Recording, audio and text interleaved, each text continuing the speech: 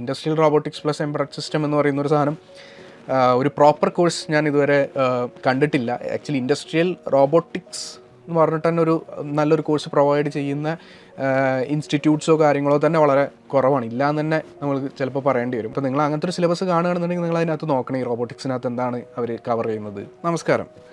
നമ്മുടെ ഈ embedded system software കോഴ്സിൽ നമ്മൾ യൂഷ്വലായിട്ട് സ്റ്റുഡൻസ് ചോദിക്കുന്ന ഒരു ക്വസ്റ്റ്യനാണ്, നമ്മൾ ഈ കോഴ്സിനകത്ത് റോബോട്ടിക്സ്, ഓട്ടോമോട്ടീവ്, VLSI തുടങ്ങിയ മേഖലകൾ കവർ ചെയ്യുന്നുണ്ടോ എന്നുള്ളത്. സോ ബേസിക്കലി ഈ നാലെണ്ണം എംബഡഡ് സിസ്റ്റം, റോബോട്ടിക്സ്, അതേപോലെ തന്നെ VLSI, ഓട്ടോമോട്ടീവ്, ഇത് നാലും ഡിഫറെൻറ്റ് ഡൊമൈൻസാണ്, 4 ഡിഫറെൻറ്റ് ഡൊമൈൻസാണ്.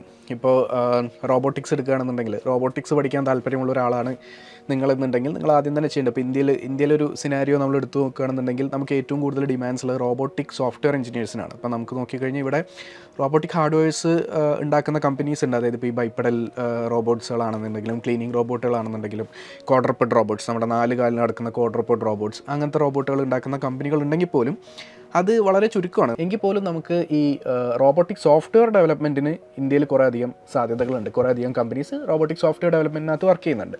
സോ അങ്ങനെ ഒരു മേഖലയിലോട്ട് നിങ്ങൾക്ക് പോകണമെന്നുണ്ടെങ്കിൽ നിങ്ങൾ ആക്ച്വലി പഠിക്കേണ്ടത് വേറെ കുറച്ച് കാര്യങ്ങളാണ്. അതായത് നിങ്ങൾ ആദ്യം റോസ് 2 എന്ന് പറയുന്ന റോബോട്ടിക് ഓപ്പറേറ്റിംഗ് സിസ്റ്റം എന്ന് പറയുന്നൊരിതുണ്ട്. അത് പണ്ട് റോസ് ആയിരുന്നു, ഇപ്പോൾ റോസ് മാറി റോസ് 2 ആയി. അതിനെ പറ്റിയിട്ട് നമുക്കൊരു ധാരണ ഉണ്ടാവണം. പ്രോഗ്രാമിംഗ് ലാംഗ്വേജ് നമുക്കറിയണം, especially Python or CPP, preferably CPP, പൈത്തണും കൂടെ അറിഞ്ഞിരുന്നാൽ നന്ന്. ഇത് രണ്ടും നല്ല രീതിക്ക് അറിയണം. റോസ് 2 നമ്മൾ പഠിക്കണം. ഇതിൻ്റെ കുറേ സിമുലേഷൻ സോഫ്റ്റ്വെയർസ് ഉണ്ട്. ഇപ്പോൾ നമ്മൾ വിചാരിക്കുന്ന പോലെ ഈ റോബോട്ടുകൾ ഉണ്ടാക്കുന്ന കമ്പനി അവർ ആദ്യം തന്നെ ഡയറക്റ്റ്ലി പോയിട്ട് ആ റോബോട്ടിനെ ഉണ്ടാക്കി അതിനകത്ത് നേരെ അവരുടെ കോഡ് എഴുതി അതിനെ ഒരു ഫീൽഡിനകത്ത് ഡിപ്ലോയ് ചെയ്യല്ല ചെയ്യുക. അതിന് മുമ്പ് അതിനകത്ത് കുറേ ഫൈൻ ട്യൂണിങ് ചെയ്യണം, അതിനകത്ത് കുറേ എന്താ പറയുക സിമുലേഷൻസ് നമ്മൾ ചെയ്യണം. അപ്പോൾ അതിന് വേണ്ടിയിട്ടുള്ള കുറേ സിമുലേഷൻ എൻവയോൺമെൻറ്റ്സും സോഫ്റ്റ്വെയർസും ഉണ്ട്. ലൈക്ക് ഗസീബോ, ഐസക് സിം എന്നൊക്കെ പറഞ്ഞിട്ട് കുറേ ഉണ്ട്. സോ ഇങ്ങനത്തെ കാര്യങ്ങളിലൊക്കെ ആദ്യം തന്നെ നമുക്കൊരു അറിവുണ്ടാവണം. ഇതും എംബഡഡ് സോഫ്റ്റ്വെയറും തമ്മിൽ വലിയ ബന്ധമൊന്നുമില്ല. പക്ഷേ റോബോട്ടിക്സിൽ എംബഡഡിന് പ്രാധാന്യമുണ്ടോ എന്ന് ചോദിച്ചാൽ ഉണ്ട്. കാരണം ഇത് വർക്ക് ചെയ്യുന്നത് ഒരു എംബഡഡ് ഡിവൈസിനകത്തായിരിക്കും. ഇപ്പോൾ ഒരു NVIDIAയുടെ ബോർഡിനകത്തോ, ഇപ്പോൾ ഫോർ എക്സാമ്പിൾ നമ്മുടെ ജെറ്റ്സൺ പോലുള്ള പ്ലാറ്റ്ഫോമുകൾക്കകത്തോ, അതേപോലെ തന്നെ ഇത് വർക്ക് ചെയ്യാൻ ആവശ്യമായിട്ടുള്ള ബാറ്ററി, അതിനെ പ്രവർത്തിക്കാൻ ആവശ്യമായിട്ടുള്ള BMS, ബാറ്ററി മാനേജ്മെൻറ്റ് സിസ്റ്റം, ഇതൊക്കെ ഒരു എംബഡഡ് ഡെവലപ്പറാണ് ചെയ്യുന്നത്. എംബഡഡ് ഹാർഡ്വെയർ ഡെവലപ്പറും അതേപോലെ തന്നെ ഇതിനകത്തുള്ള ഫേംവെയർസ് ഒക്കെ എഴുതുന്ന ഒരു എംബഡഡ് സോഫ്റ്റ്വെയർ ഡെവലപ്പറുമാണ്. പക്ഷേ അതിനകത്തുള്ള കോർ റോബോട്ടിക് എലമെൻറ്റ്സ് ചെയ്യുന്നത് ബേസിക്കലി ഒരു റോബോട്ടിക് എഞ്ചിനീയറാണ്. ഇപ്പോൾ ഞാൻ കണ്ടിട്ടുണ്ട് ചില കോഴ്സുകളിൽ എംബഡഡ് സിസ്റ്റം പ്ലസ് റോബോട്ടിക്സ് എന്ന് പറഞ്ഞിട്ട് പ്രൊവൈഡ് ചെയ്യുന്നത്.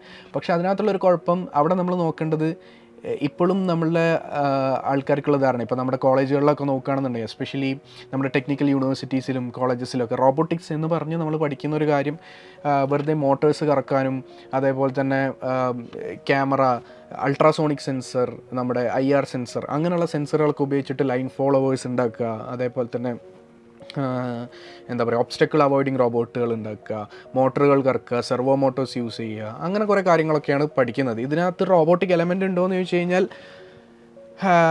റോബോട്ടിക്സിലും നമ്മൾ മോട്ടേഴ്സ് യൂസ് ചെയ്യുന്നുണ്ട്. പക്ഷേ ഇതൊരു ആക്ച്വൽ റോബോട്ടിക്സ് അല്ല.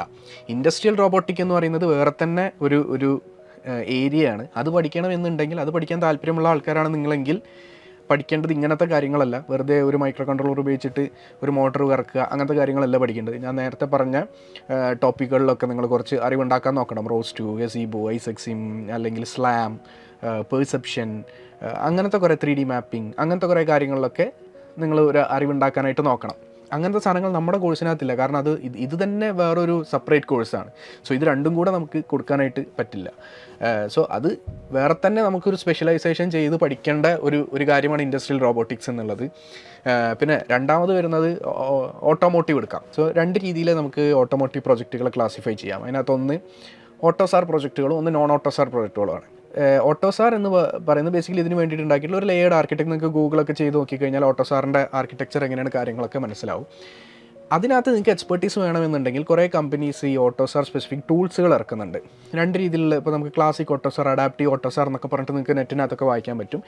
ഇതിൽ വർക്ക് ചെയ്യാൻ വേണ്ടിയിട്ടുള്ള കുറേ ടൂളുകളുണ്ട്, കുറേ കോൺഫിഗറേറ്റേഴ്സ് ഉണ്ട്, കുറേ മോഡലിംഗ് ടൂൾസ് ഉണ്ട്, അതേപോലെ തന്നെ കുറേ കോഡ് ജനറേഷൻ ടൂൾസ് ഉണ്ട്. പക്ഷേ ഇതിൻ്റെയൊക്കെ പ്രശ്നം ഈ ടൂൾസൊക്കെ വളരെ കോസ്റ്റ്ലിയാണ്. ഇപ്പോൾ ഫോർ എക്സാമ്പിൾ ഇത് മെയിനായിട്ട് ഇറക്കുന്നത് വെക്ടർ എന്ന് പറയുന്ന ഒരു കമ്പനിയാണ്. വെക്ടർ, അതേപോലെ തന്നെ ഇലക്ട്രോബിറ്റ്, അങ്ങനത്തെ കുറേ കമ്പനീസൊക്കെയാണ് ഇത് ഇറക്കുന്നത്. ഇത് ഒരു ഡെഡിക്കേറ്റീവ്ലി ഫോർ OEMസിന് വേണ്ടിയിട്ട് കൊടുക്കുന്ന ഒരു ടൂളാണ്. അവർ വളരെ കോസ്റ്റ് കൊടുത്തിട്ടാണ് ഈ ടൂൾസ് വാങ്ങുന്നത് ഫോർ ദെയർ ഡെവലപ്മെൻറ്റ് പർപ്പസ്. ഇതൊരു ഇൻഡിവിജ്വലിന് കിട്ടുക എന്ന് പറഞ്ഞാൽ അത് വളരെ പാടാണ്. അത് കിട്ടില്ല എന്ന് തന്നെ പറയാം. ലൈക്ക് ഇൻഡിവിജ്വലിന് കിട്ടാൻ വളരെ ബുദ്ധിമുട്ടാണ്, കാരണം അത്രയും കോസ്റ്റ് കൊടുക്കണം. ആൻഡ് ഇത് നമ്മൾ കുറേ എക്സ്പീരിയൻസ് ചെയ്ത് പഠിക്കേണ്ട ഒരു സാധനമാണ്. പക്ഷേ ഇതിൻ്റെയൊക്കെ ഫണ്ടമെൻറ്റൽസ്, ഇപ്പോൾ ഇത് വെച്ചുണ്ടാക്കുന്ന നമ്മൾ ജനറേറ്റ് ചെയ്യുന്ന ഒരു കോഡ്, ആ കോഡ് മനസ്സിലാക്കണമെങ്കിൽ നമുക്ക് പ്രോഗ്രാമിംഗ് ലാംഗ്വേജ് അറിയണം. അപ്പോൾ C പ്രോഗ്രാമിംഗ് ലാംഗ്വേജ് അറിയണം, CPP അറിയണം, അങ്ങനത്തെ കാര്യങ്ങളൊക്കെ അറിയണം. സോ അങ്ങനത്തെ കാര്യങ്ങളാണ് നമ്മൾ ഈ കോഴ്സിനകത്തുള്ളത്. അല്ലാതെ ഒരു എൻ്റെയർ ഓട്ടോസാർ സാധനം നമ്മൾ ഈ കോഴ്സിനകത്ത് പഠിപ്പിക്കില്ല. അത് പഠിപ്പിക്കാനും വളരെ ബുദ്ധിമുട്ടാണ്. അത് നിങ്ങളൊരു കമ്പനിയിൽ പോയിട്ട് അത് അവിടെ ആ കമ്പനി സ്പെസിഫിക് ടൂളുകളായിരിക്കും. ഇപ്പോൾ ഞാൻ ഈ പറയുന്ന ഇപ്പോൾ ഈ വെക്ടർ കോൺഫിഗറേറ്ററോ ഇപ്പോൾ ഈ ഡാവിഞ്ചി കോൺഫിഗറേറ്റർ എന്നൊക്കെ പറഞ്ഞിട്ട് കുറേ ടൂളുകളുണ്ട്. EB ട്രസോസ് അതായിരിക്കില്ല ചിലപ്പോൾ ഇപ്പോൾ ബോഷിൽ ഉപയോഗിക്കുന്നത് ആ ടൂളായിരിക്കില്ല. ബോഷിന് ചിലപ്പോൾ ബോഷിൻ്റേതായിട്ടുള്ളൊരു സ്പെസിഫിക് സ്റ്റാക്ക് ഉണ്ടാവും. നിങ്ങളിപ്പോൾ വേറൊരു കമ്പനിയിലോട്ട് പോയി, ഇപ്പോൾ KPIT പോയി, അവിടെ അതായിരിക്കില്ല ഉപയോഗിക്കുന്നത്. ടാറ്റ എൽഎക്സിയിൽ പോയി, അവിടെ വേറെ എന്തെങ്കിലും ആയിരിക്കും യൂസ് ചെയ്യുന്നത്. സോ ഏതർ ആ കമ്പനിക്ക് സ്പെസിഫിക്കലി അവർ യൂസ് ചെയ്യുന്ന കുറേ ടൂളുകൾ ഉണ്ടാവും, അല്ലെങ്കിൽ ഇങ്ങനെ ജനറിക് ആയിട്ടുള്ള ഇങ്ങനത്തെ ടൂളുകൾ യൂസ് ചെയ്യും. സോ അത് അവിടെ പോയിട്ട് നമ്മൾ എക്സ്പീരിയൻസ് ചെയ്ത് പഠിച്ച് ഇതാക്കേണ്ട കാര്യങ്ങളാണ്. നിങ്ങൾക്ക് പഠിക്കാൻ പറ്റുന്നത് ഇതിൻ്റെ ഓരോ സ്റ്റാക്കുകൾ എന്താണെന്നുള്ളത് മനസ്സിലാക്കാം, ഈ ലെയർഡ് ആർക്കിടെക്ചർ എന്താണെന്നുള്ളത് മനസ്സിലാക്കാം, ആ ഓരോ ലെയറിലും എന്താണ് സംഭവിക്കുന്നത് എന്നുള്ളത് മനസ്സിലാക്കാം. ഫോർ എക്സാമ്പിൾ അതിനകത്ത് കുറേ ലെയേഴ്സ് ഉണ്ടാവും. ഇപ്പോൾ കോം ലെയർ ഉണ്ടാവും, PDU ലെയർ ഉണ്ടാവും, അപ്പോൾ അതിൽ കോംപ്ലക്സ് ഡിവൈസ് ഡ്രൈവേഴ്സ് ഉണ്ടാവും. സോ ഇതൊക്കെ എന്താണ് എന്നുള്ളതൊക്കെ മനസ്സിലാക്കുക. ഇതിൻ്റെ ആപ്ലിക്കേഷൻ ലെയറിൽ എന്താണ് സംഭവിക്കുന്നത്, ഇതിൻ്റെ ഹാർഡ്വെയർ അബ്സ്ട്രാക്ഷൻ ലെയറിൽ എന്താണ് സംഭവിക്കുന്നത്, അങ്ങനത്തെ കുറേ കാര്യങ്ങളൊക്കെ നിങ്ങൾക്ക് മനസ്സിലാക്കാൻ പറ്റും. ടൂൾസിൽ നിങ്ങൾ ബൈ പ്രാക്ടീസ് തന്നെ ഉപയോഗിച്ച് പഠിക്കേണ്ട ഒരു സാധനമാണ്. ഇങ്ങനെ കൊടുക്കുന്നുണ്ടെങ്കിൽ like robotics, industrial robotics plus embedded system എന്ന് പറയുന്നൊരു സാധനം, ഒരു പ്രോപ്പർ കോഴ്സ് ഞാൻ ഇതുവരെ കണ്ടിട്ടില്ല. ആക്ച്വലി ഇൻഡസ്ട്രിയൽ റോബോട്ടിക്സ് എന്ന് പറഞ്ഞിട്ട് തന്നെ ഒരു നല്ലൊരു കോഴ്സ് പ്രൊവൈഡ് ചെയ്യുന്ന ഇൻസ്റ്റിറ്റ്യൂട്ട്സോ കാര്യങ്ങളോ തന്നെ വളരെ കുറവാണ്. ഇല്ലയെന്ന് തന്നെ നമ്മൾ ചിലപ്പോൾ പറയേണ്ടി വരും, വളരെ കുറവാണുള്ളത്. അതും പ്ലസ് എംബഡഡ് സിസ്റ്റവും കൂടെ കമ്പൈൻ ചെയ്ത് കൊടുക്കുന്ന ആ ഒരു സിലബസ് ഞാൻ ഇതുവരെ കണ്ടു. അപ്പോൾ നിങ്ങൾ അങ്ങനത്തെ ഒരു സിലബസ് കാണുകയാണെന്നുണ്ടെങ്കിൽ നിങ്ങൾ അതിനകത്ത് നോക്കണം, ഈ റോബോട്ടിക്സിനകത്ത് എന്താണ് അവർ കവർ ചെയ്യുന്നത്, ഞാൻ ഈ പറഞ്ഞ കാര്യങ്ങളൊക്കെ കവർ ചെയ്യുന്നുണ്ടോ. അല്ലെങ്കിൽ നമ്മൾ ഇതിനകത്തോട്ട് വരുമ്പോൾ നമ്മുടെ ഓട്ടോസാറിനകത്തോട്ട് വരുമ്പോൾ ഏത് ടൂൾസിലാണ് നമ്മൾ ഈ ഓട്ടോസാർ പഠിക്കുന്നത്, ഈ പറഞ്ഞ ടൂളുകൾ അവർ യൂസ് ചെയ്യുന്നുണ്ടോ എന്നുള്ള കാര്യങ്ങളൊക്കെ നോക്കണം. പിന്നെ VLSI എന്ന് പറയുന്നൊരു മേഖലയുണ്ട്. VLSI എന്ന് പറയുമ്പോൾ ബേസിക്കലി അവിടെ കുറച്ചും കൂടെ ഇപ്പോൾ നമ്മൾ ഇതിനകത്ത് ഉപയോഗിക്കുന്ന ചിപ്പുകൾ, ഇപ്പോൾ നമ്മൾ ഈ എംബഡഡ് സോഫ്റ്റ്വെയർ, നമ്മൾ എഴുതുന്ന സോഫ്റ്റ്വെയറുകൾ ഒരു ചിപ്പിന് വേണ്ടിയിട്ടായിരിക്കും എഴുതുന്നത്, അല്ലേ, ഏതൊരു ഒരു മൈക്രോ കൺട്രോളറിന് വേണ്ടിയിട്ടായിരിക്കും, ഒരു പ്രൊസസ്സറിനൊക്കെ വേണ്ടിയിട്ടായിരിക്കും നമ്മൾ എഴുതുന്നത്. സോ ഈ ചിപ്പുകളുടെ ഡെവലപ്മെൻറ്റാണ് ബേസിക്കലി നമ്മൾ VLSIയിൽ ചെയ്യുന്നത്. അതിൻ്റെ ഇപ്പോൾ നമ്മൾ കോളേജിലും ഇതിനകത്തൊക്കെ പഠിച്ചിട്ടുണ്ടാകും, ഒരു chip that consist of a lot of transistors, thousands of transistors, lakhs of transistors എന്നൊക്കെ പറഞ്ഞ് പഠിച്ചിട്ടുണ്ടാവും. സോ ഈ ചിപ്പിൻ്റെ ഡിസൈൻ എങ്ങനെയാണ് വരുന്നത്, ഈ ചിപ്പ് എങ്ങനെ ഡിസൈൻ ചെയ്യാം, അങ്ങനത്തെ കാര്യങ്ങളൊക്കെയാണ് കുറച്ചും കൂടെ ഓൺ ജനറിക് ലെവൽ, ഒരു ഹൈ ലെവലിൽ പറയുകയാണെങ്കിൽ ഒരു VLSI എഞ്ചിനീയർ ബേസിക്കലി ചെയ്യുന്നത് ഈ ചിപ്പ് ഡിസൈനാണ്. അപ്പോൾ അവർ ഡിസൈൻ ചെയ്ത ചിപ്പിലാണ് നമ്മൾ സോഫ്റ്റ്വെയറുകൾ, നമ്മുടെ ഫേംവെയറും കാര്യങ്ങളൊക്കെ എഴുതുന്നത്. സോ VLSI മേഖലയിൽ പോകുമ്പോൾ അങ്ങനത്തെ കുറേ കാര്യങ്ങളൊക്കെയാണ്, ആ ചിപ്പ് ഡിസൈൻ കാര്യങ്ങളൊക്കെയാണ് നമ്മൾ പഠിക്കേണ്ടത്. ആൻഡ് അവിടെ തന്നെ ഇപ്പോൾ ഡിസൈൻ എഞ്ചിനീയേഴ്സ് ഉണ്ടാവും, അതേപോലെ തന്നെ വെരിഫിക്കേഷൻ ആൻഡ് വാലിഡേഷൻ എഞ്ചിനീയേഴ്സ് ഉണ്ടാവും, ഈ ഡിസൈൻ ചെയ്ത ചിപ്പ് കറക്റ്റാണോ എന്ന് വെരിഫൈ ചെയ്യുന്ന എഞ്ചിനീയേഴ്സ് ഉണ്ടാവും. അതാണ് VLSI മേഖലയിലുള്ള കാര്യങ്ങൾ. ആൻഡ് എംബഡഡിനകത്ത് ചെയ്യുക, ആ ഒരു ചിപ്പിനകത്ത് നമ്മളിങ്ങനെ എങ്ങനെ കോഡുകൾ എഴുതാം, ഇങ്ങനെ നമുക്ക് അതിൻ്റെ ഡ്രൈവേഴ്സ് ഡെവലപ്പ് ചെയ്യാം, അതിനകത്ത് എങ്ങനെ ഫേംവെയറുകൾ എഴുതാം, യൂസർ സ്പെസിഫിക് ആപ്ലിക്കേഷൻസ് എങ്ങനെ എഴുതാം, അങ്ങനത്തെ കാര്യങ്ങളായിരിക്കും നമ്മളിവിടെ ചെയ്യുക. പിന്നെ വേറൊരു മേഖലയുണ്ട് ഓട്ടോമോട്ടീവിനകത്ത്, അതിൻ്റെ ഇപ്പോൾ ഫോർ എക്സാമ്പിൾ ആൻഡ്രോയിഡ് ഓട്ടോ, അതിൻ്റെ കുറച്ചും കൂടി ഇൻഫോർടൈൻമെൻറ്റ് അല്ലെങ്കിൽ മൾട്ടിമീഡിയ സൈഡ് കവർ ചെയ്യുന്ന ഒരു ഇതുണ്ട്. അത് കുറച്ചും കൂടെ ക്ലോസ്ലി നമ്മുടെ എംബഡഡ് സൈഡ് ആയിട്ട് ക്ലോസ്ലി റിലേറ്റ് ആയി കിടക്കുന്ന സാധനങ്ങളാണ്. അത് നിങ്ങൾക്ക് ഈ പറയുന്ന പോലെ നമ്മുടെ ഈ കുറേ ഡെവലപ്മെൻറ്റ് ബോർഡ്സും മൾട്ടിമീഡിയ സ്പെസിഫിക് ബോർഡ്സും ഉണ്ട്. അതിനകത്ത് നിങ്ങൾക്ക് ഈ ഇൻഫോർടൈൻമെൻറ്റ്, ഇപ്പോൾ ആൻഡ്രോയിഡ് ഓട്ടോമോട്ടീവ്, ആൻഡ്രോയിഡ് ഓട്ടോ, അങ്ങനത്തെ കാര്യങ്ങളൊക്കെ എന്താ പറയുക അപ്പാക്കി എടുത്തിട്ട് അതിനകത്ത് നിങ്ങൾക്ക് വർക്ക് ചെയ്യാനായിട്ട് പറ്റും. അതിനകത്ത് ആപ്ലിക്കേഷൻസ് എഴുതാം, നിങ്ങൾക്ക് ആവശ്യമുള്ള മൊഡ്യൂളുകൾ മാത്രം ഇൻ്റഗ്രേറ്റ് ചെയ്തൊരു കസ്റ്റമൈസ്ഡ് കേണൽസൊക്കെ നിങ്ങൾക്ക് ഉണ്ടാക്കിയെടുക്കാം. അതൊക്കെ ഒരു എംബഡഡ് സോഫ്റ്റ്വെയറിന് ചെയ്യാനായിട്ട് പറ്റും. സോ ഇതാണ് ഓൺ എ ജനറിക് ലെവൽ ഈ 4 മേഖലയും കൂടെയുള്ള നമ്മുടെ കോഴ്സ്. കംപ്ലീറ്റ്ലി ഫോക്കസ് ചെയ്യുന്ന എംബഡഡ് സോഫ്റ്റ്വെയർ ആണ്.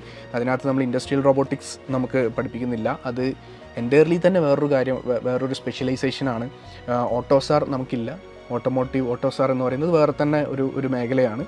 V completely focus on embedded software. ഇതിൻ്റെയൊക്കെ ഫണ്ടമെൻ്റൽ ആയിട്ടുള്ള ഒരു ജനറിക് മൈക്രോ കൺട്രോളർ, ഒരു മൈക്രോ പ്രൊസസ്സർ, അതും അതിൻ്റെ ഡാറ്റാ ഷീറ്റ്സും യൂസർ മാനുവൽസും ഒക്കെ കിട്ടിക്കഴിഞ്ഞാൽ, റെഫറൻസ് മാനുവലൊക്കെ കിട്ടിക്കഴിഞ്ഞാൽ അതിനകത്ത് നിങ്ങൾക്ക് എങ്ങനെ സ്ക്രാച്ച് നിന്ന് കോഡ് എഴുതാം, അതിനകത്തൊരു ആപ്ലിക്കേഷൻ എങ്ങനെ ഡെവലപ്പ് ചെയ്തെടുക്കാം, അതിനകത്ത് ഡ്രൈവറുകൾ എങ്ങനെ എഴുതാം, അങ്ങനത്തെ കാര്യങ്ങളായിരിക്കും ഈ കോഴ്സിനകത്ത് നമ്മൾ കവർ ചെയ്യുന്നത്.